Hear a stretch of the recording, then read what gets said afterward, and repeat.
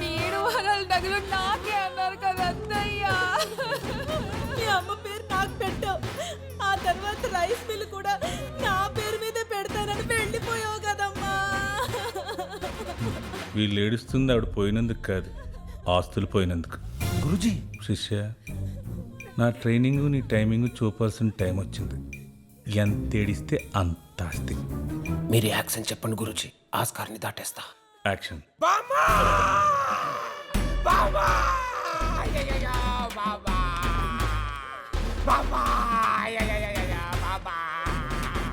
ఎప్పుడు కోట్లు ఇస్తా సినిమా తీసుకోరా అరే దాన్ని, ఈ లోపే నీ చావు చూడాల్సి వచ్చిందా బామ్మా?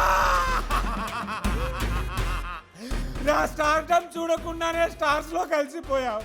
నేను మేకప్ వేసుకోక ముందే ప్యాకప్ చెప్పేసావా